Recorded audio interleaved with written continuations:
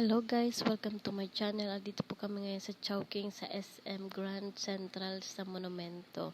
Dito po kami lalamon, pumunta lang po kami dito. At ngayon po hindi pa pahuli ang aming ate. Bibili po siya ng dessert after kumain.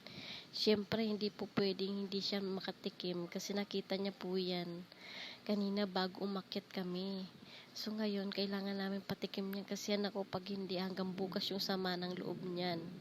O diba, sa escalator pa lang kami niyan. Tingin na siya ng tingin dyan. Kasi iniisip niya na siguro kung ano ilalagay niya doon sa kakainin niya mamaya. Ngayon, mamadali yan. Sa totoo lang, pinamamadali niya ako maglakad. Kasi nga haba daw konti pa lang yung pila. O totoo naman, konti pa lang yung pila. Mamaya, kasi kanina, pagdaan namin kanina, napakahaba ng pila. Kaya sabi ko, mamaya ka na bumili. So, yan nga po yung mga bibilin niya. May mga toppings, may sauces ba yun? Yan, yung napili niya. Marami din, may peanut butter, may strawberry jam, chocolate.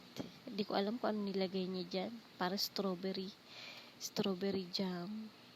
Tapos may yogurt, may yung mga toppings naman po, may mango, strawberry, may kiwi, may saging, may ano ba yan, may watermelon, grapes. Yan.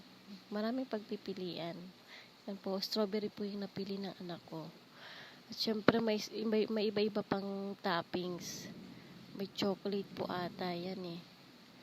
Ayan yan, siguro, ano yan, grahams na dinurog. Diba? Pasarap tingnan. Siya lang kakain yan.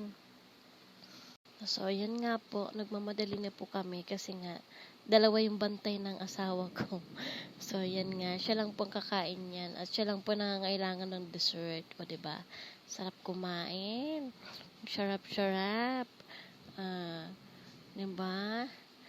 Ayan. Tinitanong ko siya kung anong lasa. Hindi siya sumasagot. Diba? Yung mga kapatid niya, o diba, kawawa naman. Gustong kumain ng kinakain ng ate niya, hindi naman pwede sa kanya. At ito nga po yung anak kong pangalawa. Yan, dyan po kami pupunta. Bale, pumunta po kami sa, PlayStation ng mga kabataan. Yan, tuwan-tuwa siya. Actually, first time niya yung sumakay dyan. Diba? First time niya, halatang-halata sa pagmumukha ng baby namin. Pagewang-gewang pa eh. Yung ate namin, hindi na yan makakasakay dyan. Kasi nga, big girl na, diba? Isa, paisi-isi lang, ayaw niya pang magpahawa kasi big boy na daw siya. Yan. Isa rin yan. Ayaw din yan kasi isa rin makulit. Oh, diba? Manawa kayo kagewang-gewang dyan. Manawa kayo hanggang andito pa kayo sa SM. Diba? Nakakapagod din minsan. Kaso, pag nakita mo yung anak mo nag-i-enjoy, wala na yung pagod mo. Diba? Si ate, dalaga ng aming ate. Ay, yung isa kong anak gumagapang na masyadong natuwa sa flooring ng SM. Malamig nga naman kasi siguro napagod ni kakakarga. Pagod din sila kakalibot ng SM. Diba? May mga guest tayo. Dami-daming lumalakad. Layo-layo kasi ng video ko eh. Diba?